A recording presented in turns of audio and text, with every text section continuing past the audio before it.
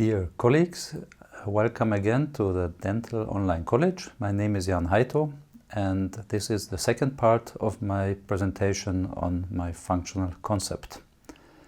Here I want to show you a few of the key elements of my functional concept, and let's start with occlusion.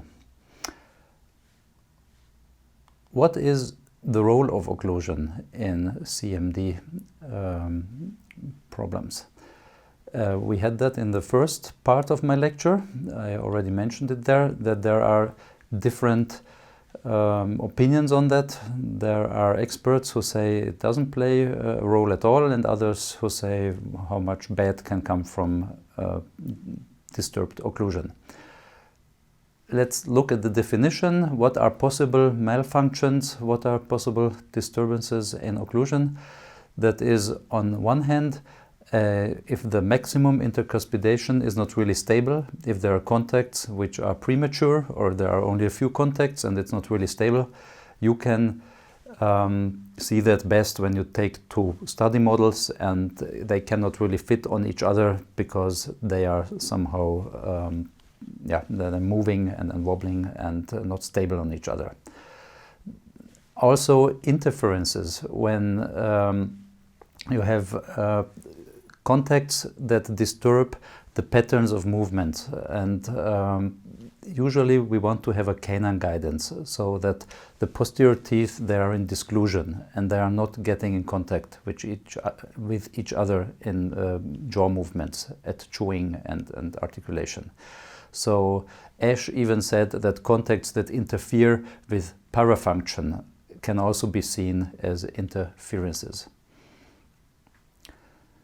I like very much the approach of Alan and Kirveskari. These are two Scandinavian researchers who for many decades looked into this matter.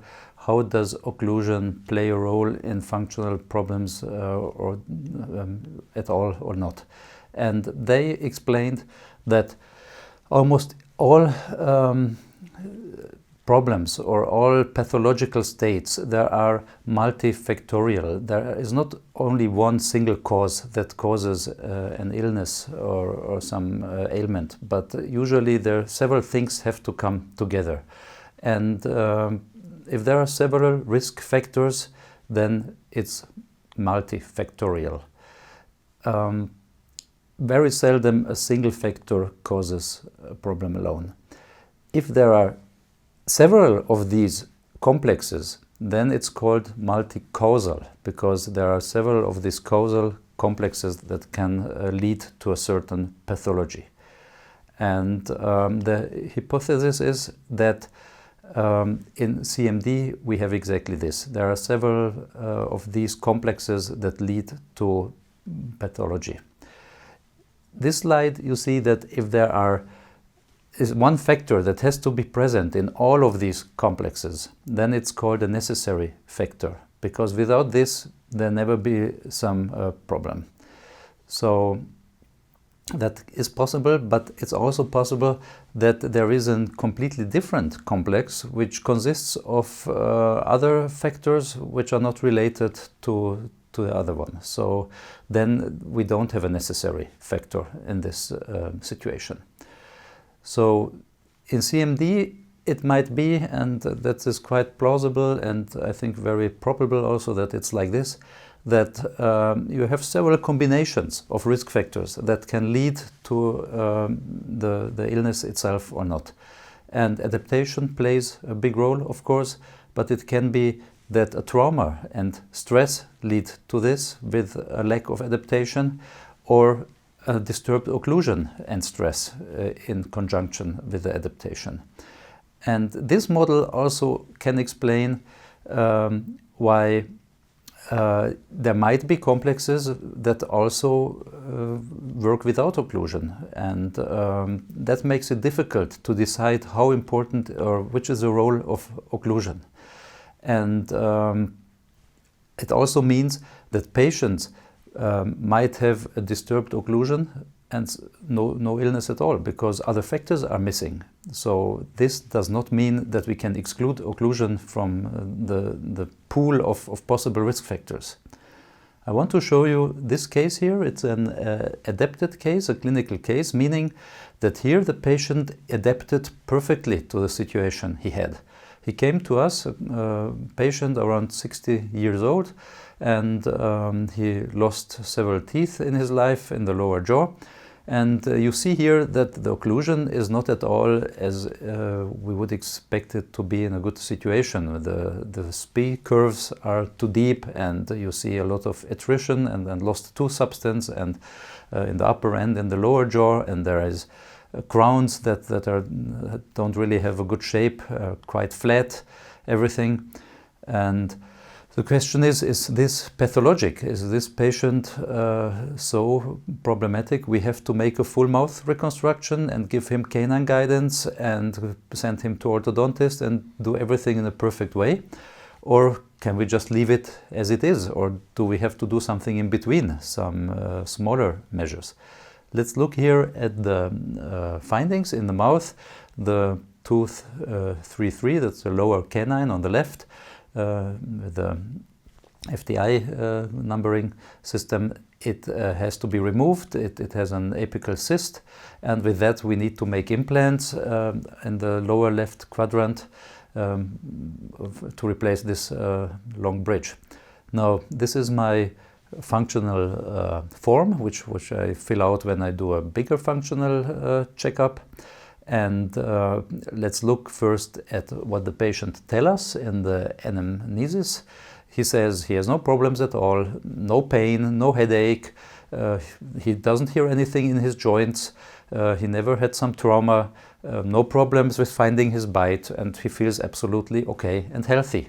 And when we go through the findings, there are actually only two things that can be found. The one thing is he answers me, yes, I'm grinding teeth. That is obvious that somewhere those loss of tooth substance must have come from. And also he is very uncoordinated with his muscles, so he cannot really move the jaw in the direction I tell him. He has really strong patterns where he's used to, and he cannot move to the left. It's actually avoidance patterns that developed there. So looking at the joints here, no noise, no clicking, no pain, joint play is okay, resilience, everything is fine. He has big condyles. So this guy completely adapted to his situation, and in this case I see no need and also no big advantage in changing everything and changing the whole scheme of occlusion and doing new restorations. So in this case we did 2 implants and implant retained bridge on this, and also of course in this case we have to use the proper materials. We know this patient, he has bigger forces in his mouth, so in this case we used sinter compound bridge that consists of zirconia and lithium disilicate that exhibits no chipping, and I'm quite sure that this works very well for him, and in fact it does. So in former times, when we look at occlusion, it was regarded quite isolated. It was looked at occlusion alone. And this is a typical study from, when you look at the bottom, from 1988, where they took functionally healthy juveniles, young men, 15 and 22 years old, and checked if they have any functional problems. No, they were healthy, so they were included.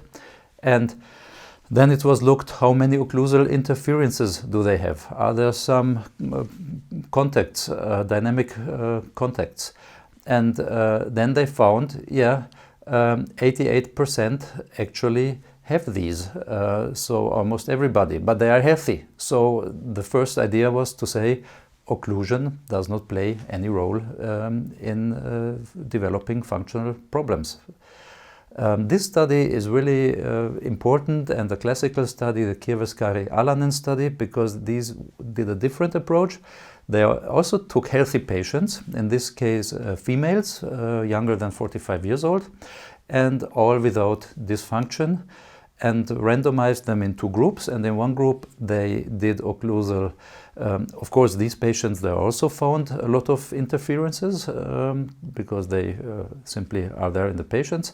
And one group, they did oklüzal adjustments, removed them, and in the other group they didn't do anything, some placebo adjustment, just as if they would take away something. So it's really double blind. The patients didn't know was I adjusted or not. Both felt that the burr was grinding, and then looked 4 years later at these two groups, and those where nothing was done on the teeth, after about 1/5 of them showed signs that could be interpreted as beginning or actually functional problems.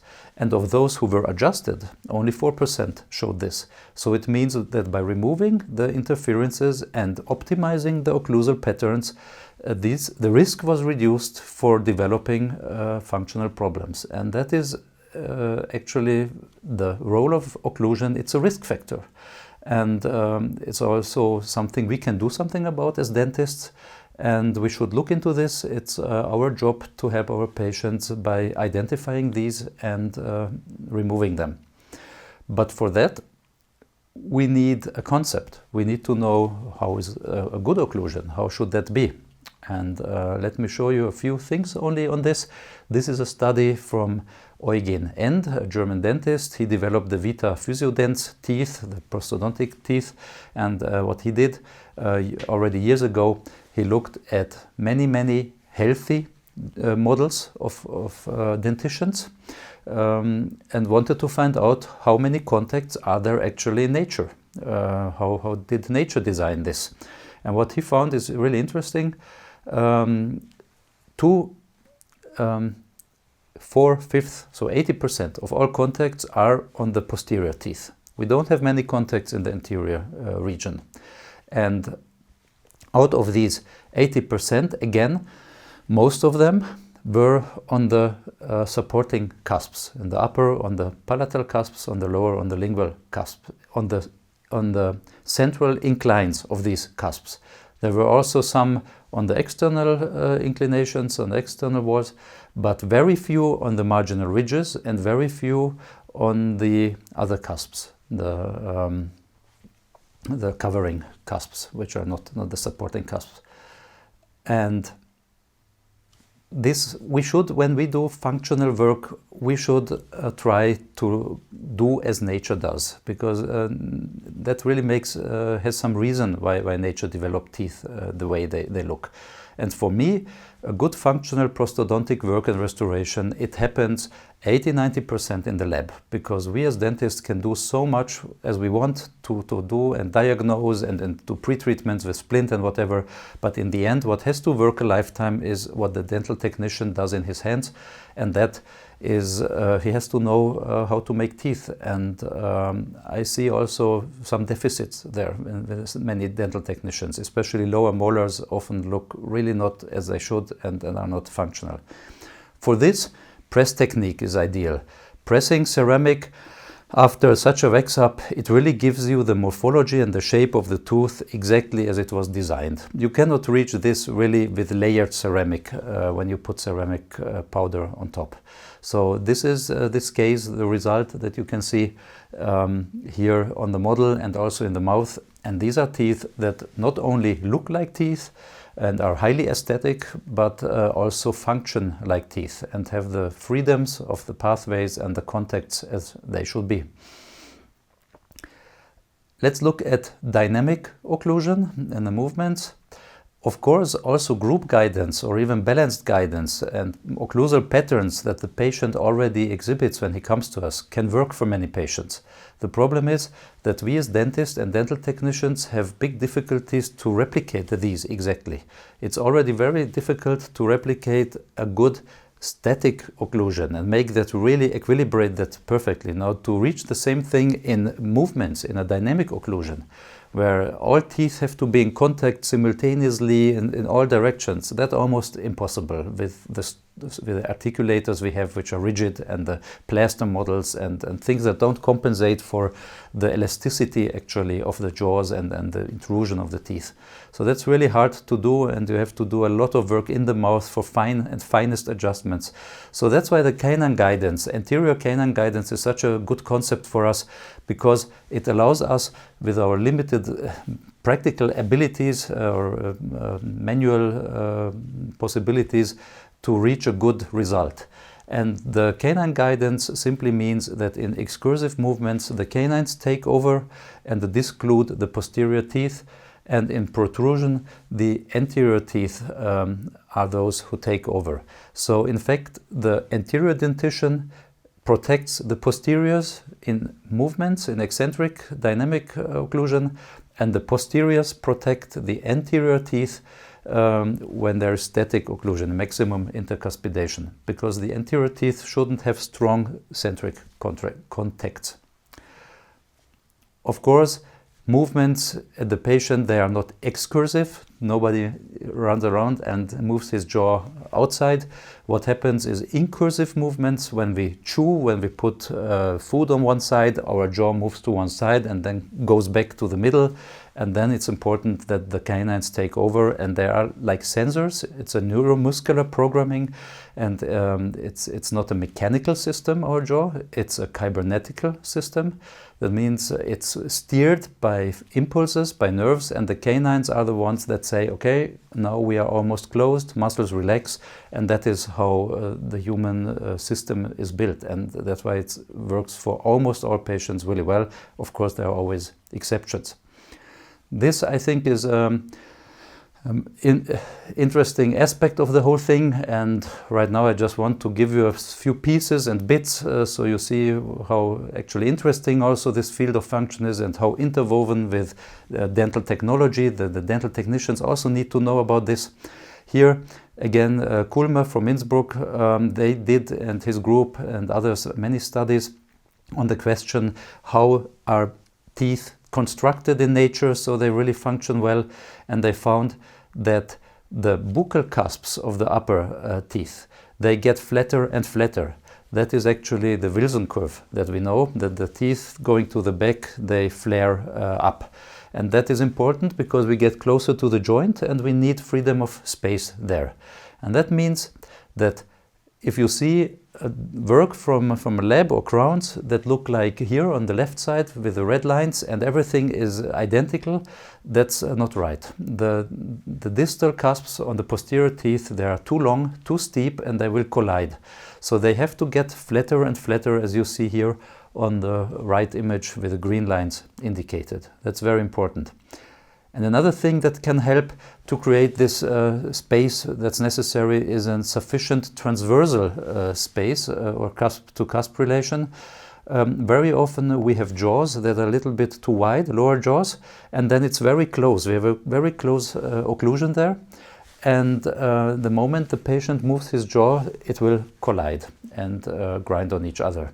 And in these cases, you have to lingualize the lowers and put the buccal cusps more buccally, so that there is really this space, especially when you have a rather tooth-to-tooth relation seen from the side, and not a two-teeth relation where cusps and grooves fit in each other.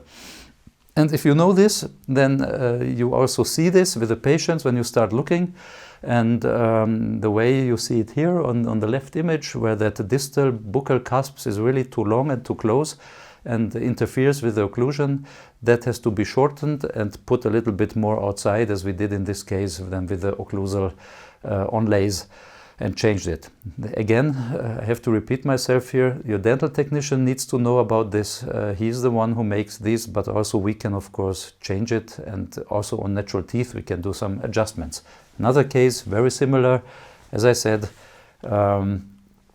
it's always Frank Spear who says this, and it's really true. We can only treat what we see, and we see only what we know. So now you know about this, and when you start looking you will see this, and it should be done something about this, because when you have gold inlays, it will break the enamel, and your decay will go beneath the gold, and then the ceramic will break in these areas. And actually these are the areas where ceramic breaks most frequently. Also, we don't want, especially with dental ceramics, ceramic moving on ceramic, really grinding. Shear forces have always components of tensile forces, and ceramic is very weak against tensile forces. So this shear force or sliding contact damage, it has been showed in this study very nicely, and also other studies, where a steel ball was pushed over a piece of dental ceramic, and what you see here on the left picture, those white lines that are cracks that then happen behind the ball. The ball is pushed, and where the ball went on, not in front of the ball. Ceramic is very strong against compressive pressures, but behind the ball there is tensile pressures. And these cracks also propagate inside the ceramic and are beneath the surface of the ceramic. And on many samples, here another sample, you can see this.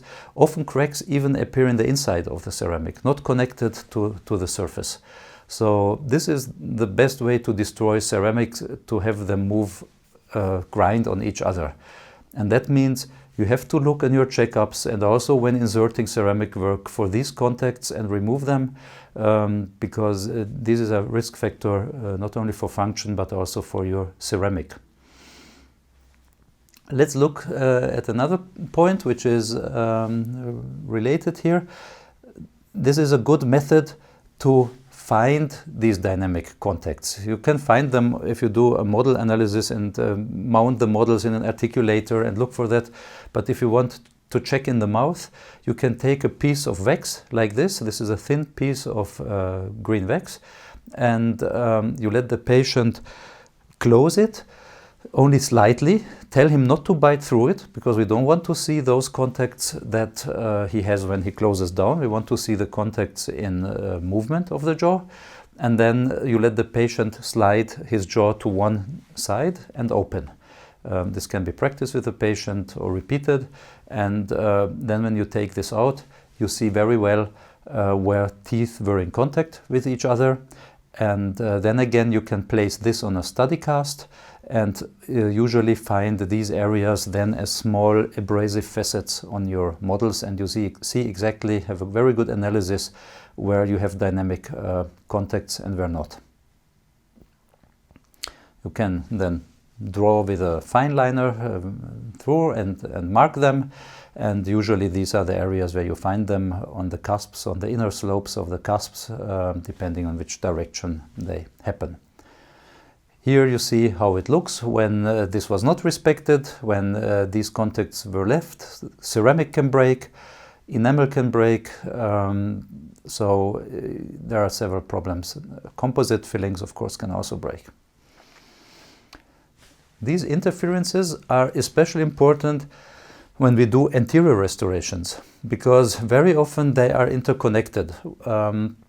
Especially when you see patients that have traumatic occlusion at the anterior teeth, there is some loss of tooth substance and the patient did not tell you that he broke against something hard. So he broke them with his own teeth.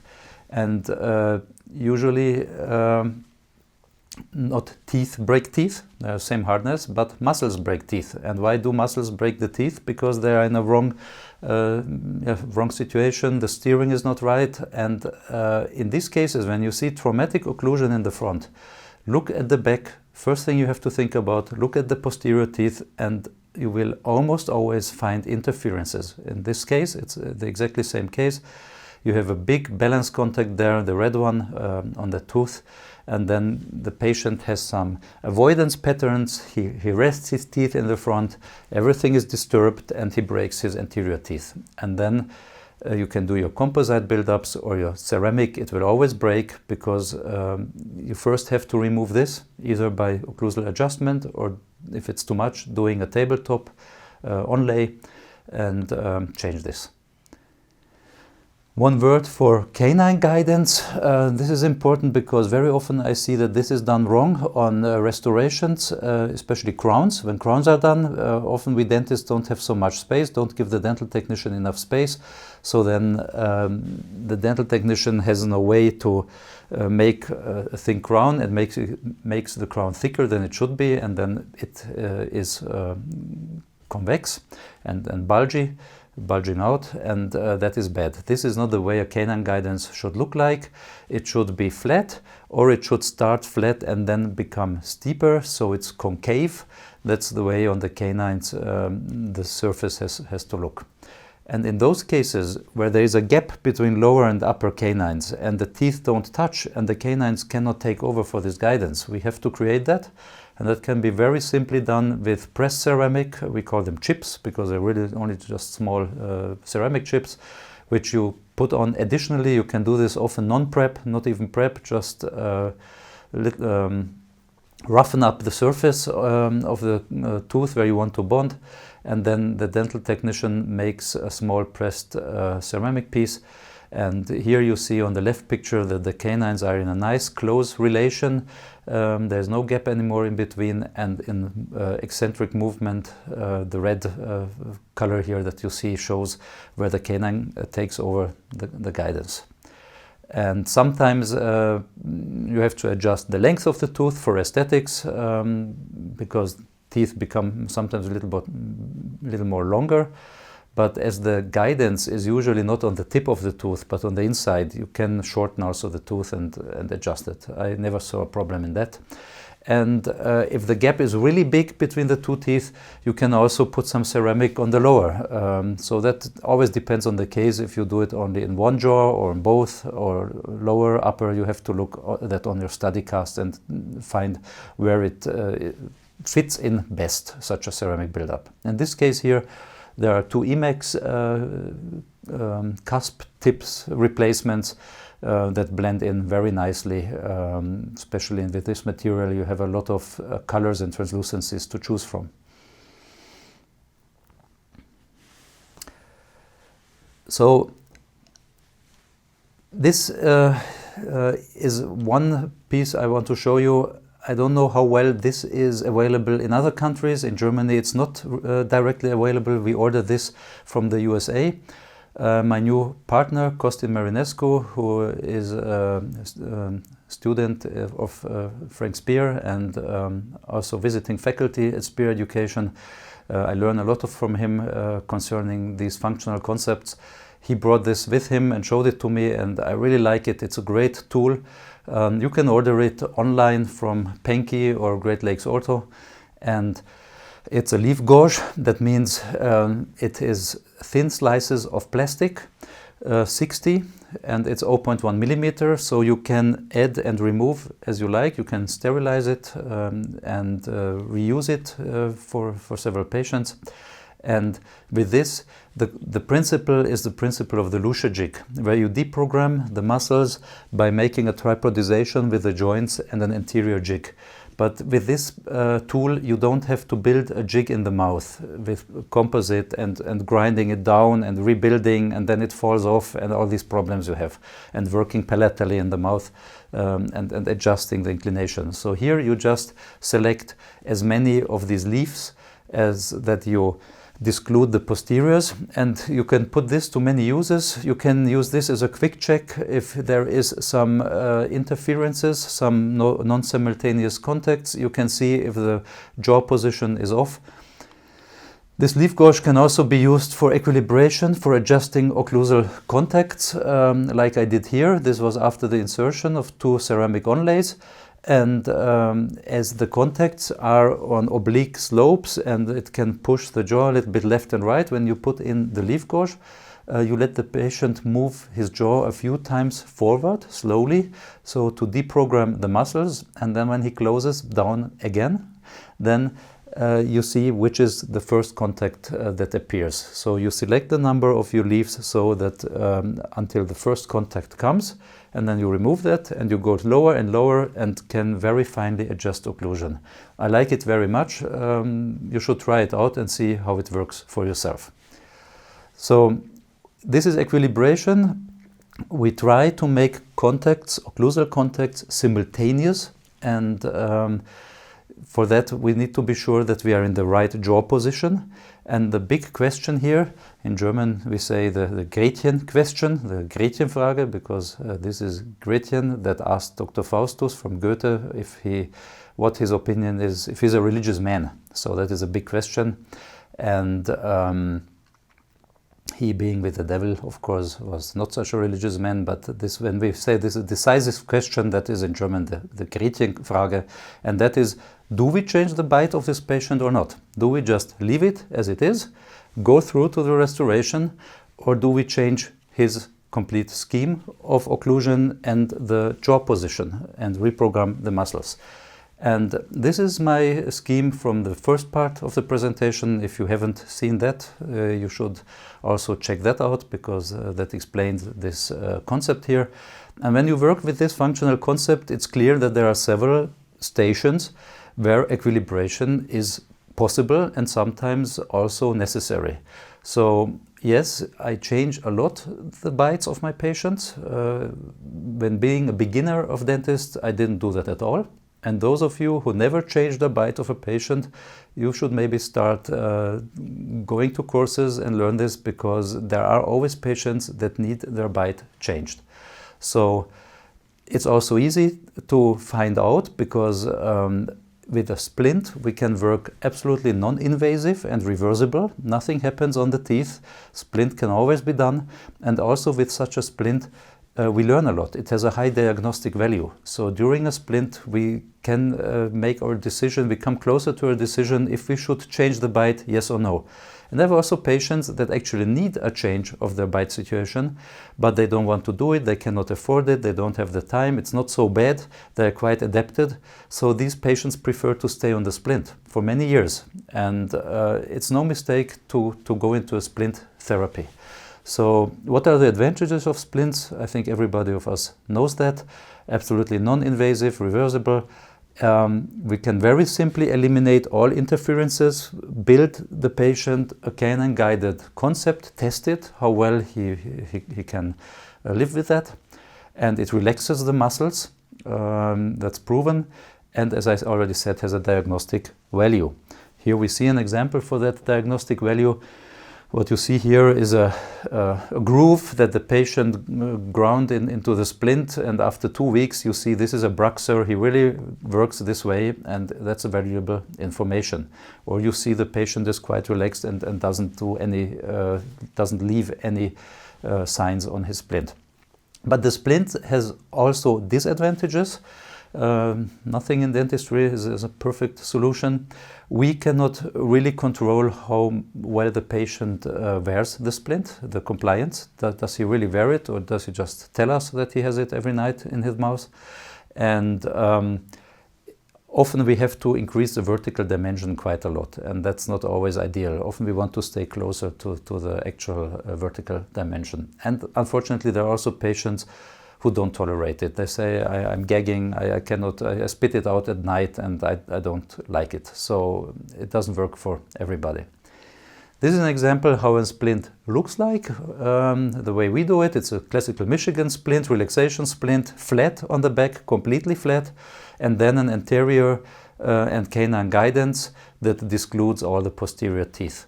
And these splints have to be adjusted very finely with a fine hand and very small increments, so they are really simultaneous, because a splint that is not correctly adjusted can also cause more harm than it actually helps.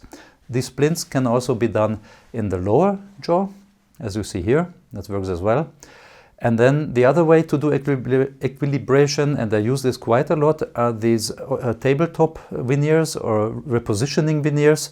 We call them oklüzal aufbauten in German. That means occlusal adapts.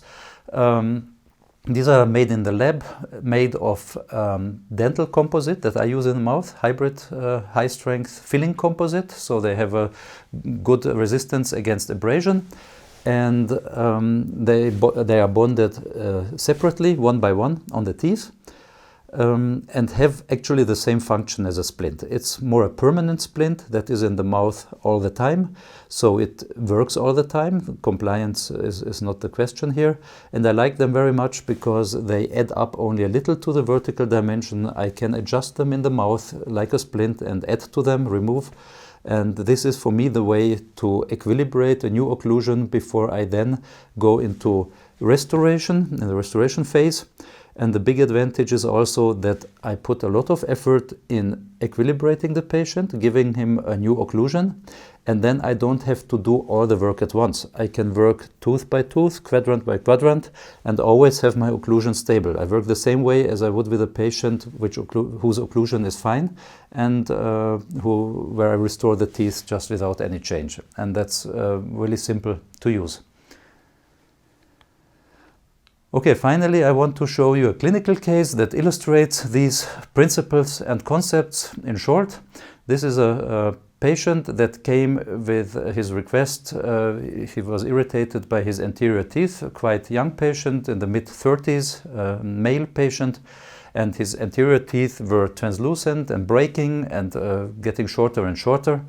And he felt that something is not right here. You see also that the tooth position is not really right. The canines especially the right canine is a little bit too wide buccally, and so when we look further, we see again what I mentioned before. The lower jaw is a little bit too wide, the teeth are too close on each other, the distal buccal cusp of the upper molars are too long and too close to the lower molars. We have interferences there for sure. We have also a tooth-to-tooth relation on the right side fairly.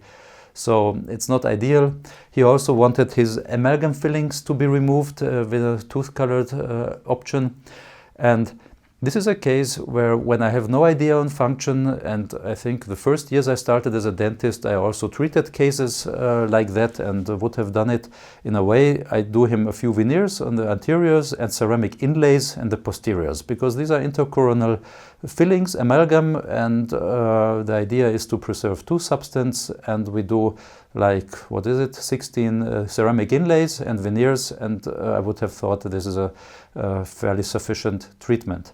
But when we look into this a little bit more closely, the joints are fine. This is a recording of the joints. Everything is perfect as it should be, so that's a good news.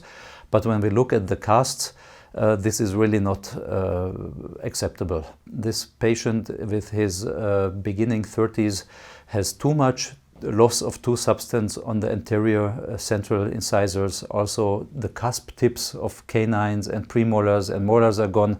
These amalgam fillings are not really functional. They are only flat surfaces. There is no real cusps on there. A lot of interferences that are marked here on the picture, blue and red in the posterior teeth. So this is an insufficient occlusion. And this patient was okay with changing this and looking at this more comprehensively. So we did the splint first for pre-treatment, and he felt better with that. Muscles were relaxed, and after the splint we did these occlusal build-ups. What you see here is also that they are numbered on the pictures. That's important that the dental technician writes the tooth number, because when you mix them up it's really hard to find out which one belongs where. And here you see on the right side how it looked before the occlusal build-ups. These are also, of course, when we raise the vertical dimension in the anterior part, on the anterior upper teeth, we put them palatally. You see it here on the right picture. And with that also increased the length of the teeth, because we want to restore the original length of the anteriors again. And also here on the right picture you see now that the canines are in nice contact. When I go back here, on the right picture you see there's a big gap between the upper right canine and the lower. There's no canine guidance at all, but here it's back again. And that is important for the canine guidance. So this we see here. Left excursion and right excursion, and the posterior teeth disclude, the canines guide, and also the incisal edges take over nicely. So as soon as we reach the tip of the canine, the incisor edges come smoothly. We have a handover contacts, so the contacts go smoothly from one tooth to the next. And here you see the posterior situation. This is flat. This doesn't have to be anatomic. We do it like a splint. We just want 4 contacts on each side to make a simultaneously stable occlusion. And after this worked for several weeks and months and the patient was stable, we started with restoring this case. That can be done quadrant by quadrant or side by side if he's very stable. And here you see that with a press technique we really can generate occlusal surfaces that are functional and have a good stable intercuspidation. And the bonding is standard procedure, adhesive techniques with these onlays. and very important to remove all the dynamic contacts. Only the canines have the red foil, which indicates the movement. And we don't have thousands of contacts. We don't need 10 contacts on a tooth. All in all, this is about 10 occlusal contacts, which are all simultaneous. And with such a stable posterior occlusion, I have a very good feeling and a good predictability restoring the anteriors with 6 veneers in the upper, because these now will work in a much better muscular and occlusal pattern. With this, I hope that you can take out something of this for yourself, that you got a bit curious on this very interesting field, that you go to courses where this, because this has to be, of course, be trained and taught much more in detail. Ourselves, with my partner Costi Marnescu, we give courses on this. So if you're interested in this, write us an email. And with this, I say goodbye. Thank you very much.